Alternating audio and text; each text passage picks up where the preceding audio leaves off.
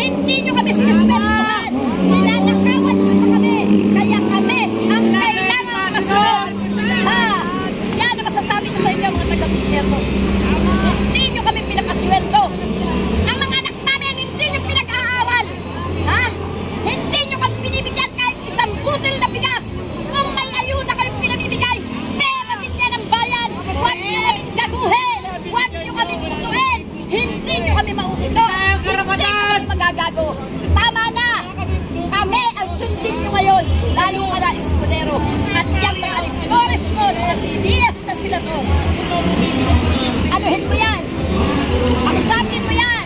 Tuparin nyo ang pinangako nyo. Ang dami yung pinangakong petsa. Hindi nyo tinupad. Ngayon, narito na kami. Tuparin nyo na yan. Para tapos, wala na tayong tulo. Yun, mga kapatid. Salamat. Grabe, no? So, gali. Mamaya sisigaw pa. Mamaya, may ano pa yan? May parto pa, may parto. May party yan, may papahinga kasi mamaya yan. Pagpahingahin muna natin ang vocal cords. Yan ang process ng ano guys. So, talaga na...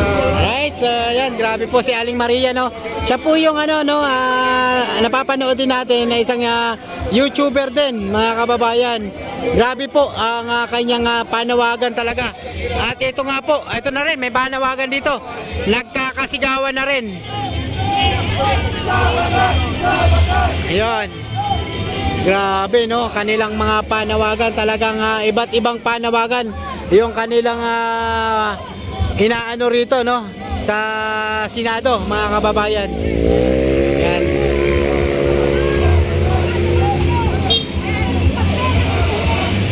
Kulang ka sa hulog mo. Pamamayarap sa'yo ng buhok. Pero pagkina, yung nagbabayad ng mga tao sa PhilHealth, wala silang kahirap-hirap. Ngayon, nakukunin na ng tao sa PhilHealth. Pagpapatupad, dapat lang natin. Magpapangangela, para na. Hindi ang ngela ang solusyon. Tamang pagpapatupad. Kulang ang karapatan naman.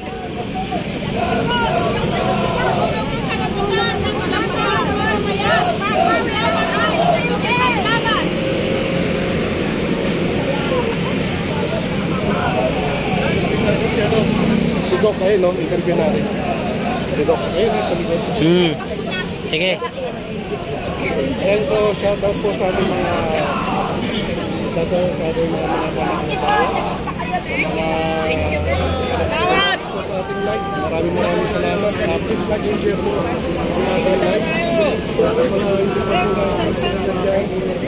Yun, so parating na rin ng parating sila, mga kababayan. Kung makikita natin, no, napakadami pong nagsisidatingan na rin ngayon dito sa harap mismo ng Senate.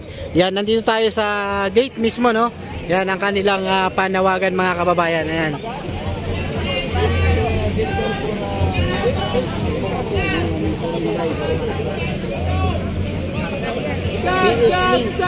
Yung tripod mo yan, no? Dagdag sahod! Dagdag sahod! Dagdag sahod! Kanina ka nakanood ng live. Kanina ka nakanood ng live. Kanina ka nanood ng live kanina. Dagdag sahod! Dagdag sahod! Dagdag sahod! Naalala natin na maraming trabaho ang Senate President, hindi lamang ang pagkano sa Paris. Dagdag sahod! Sabatas! Sabatas! Dagdag sahod! Sabatas! Sabatas! Dagdag sahod! Sabatas! Sabatas!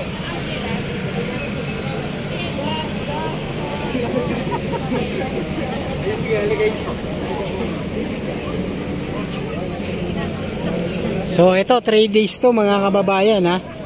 Simula ngayon 9 hanggang 11, no? So, iilan pa lang yung mga nandito ngayon at possible mga 10 o'clock ay dadami na po ito mga kababayan. So, nakakapagtaka lang bakit wala pa yung iba rito, no? Yung mga loyalista rin natin, no? Yung iba, sa bagay, yung iba nandito na rin. Pero yung iba hindi nakapampula, no? Ilan lang po yung nakapampula, mga kababayan. Yung impeachment ay hindi lang para sa anti-Sara Duterte. Ang hindi naiintindihan mismo ng mga suporter ni Sara Duterte, ito ay para rin sa kanya. Kasi ito yung proseso. Nasa konstitusyon yan eh. Court with, napakalinaw. Kahit bilang kabobong abogado, maiintindihan kung anong ibig sabihin ng court with immediately. Eh si Chis Escudero, Senate President na abogado pa, hindi pwede na sabihin na kailangan specific ng mga primary yung immediately. Kabubuhan niya yon. Immediately ibig sabihin, kailangan gawin. Para kanino? Tatwat mo, hearing ng hearing. Magkano binabayad kada hearing? Sobrang laki. So, ang solusyon dyan, may impeachment trial, may articles of impeachment, may kaso laban sa kanya. Hindi lang Senado, dapat kaagad-agad. Ibig sabihin, dapat nung Mayo pa. Diba napakalinaw? Hanggang ngayon hindi ginagawa. Bakit mahalaga yon? Para sa accountability. Pera ng bayan yan eh. Correct. Hindi naman niya pera yan, pera ng bayan yan. Bakit mahalaga sa mga suporter ni Sara Duterte? Para masabi niya kung may kasalanan siya o wala. Hindi yung hearsay dito, hearsay doon, di ba? Kung wala siyang kasalanan, lalabas yan. Kung may kasalanan siya, lalabas din yan. At hindi naman natin alam kung magbubutuan, makakwit o hindi. Makakwit man o hindi, ang mahalaga dito, nasunod ang ating saligang batas, nagkaroon ng accountability. At hindi, pag nakakwit, mga bayan pa rin ang mag-decide kung sa mga nagkakwit o hindi sila. Galing. Thank you. Hindi ang sagot mo, sir. Talagang malaman na malaman. Kung Mayo pa kasi, tumatakbo pa ako bilang senador. Sinabi ko na yan kay Chis Escudero na ang intindi ko dyan, it's either na pinaplano siya, una gusto pa niya maging Senate President, pangalawa, baka gusto niyang tumakbo sa 2020, matagal na ng pangarap, mag-Vice Presidente, baka gusto niyang maging Vice Presidente ni Sara. So may political motive yan, hindi pwede sabihin wala siyang motibo. May motibo si Escudero, kaya niya ginagawa. Napakalinaw na. Huwag niya gagawin ang taong bayan. Sir, malaking chance ang mga pipili, sir. Para makakinggan yung kanyang kalooban. Parang sa kanya lang eh. Kasi sabi niya, handa sila, hindi siya nagkakaw. Ganun lang naman kadali yun eh. Kung ako yung vice presidente, in-impeach niyo ako, papatunayan ko. Pag napatunayan ko yan, tatakbo ko presidente sa 2020, talo kayong lahat. Ganun kasi, diba? Magasa po sa'yo, maglabasan tayo ng ano dito, ng alas, ng ano. Eh kung gano'n ang katuwa, nilalaro mo, ginagawa mong telenovela lahat to.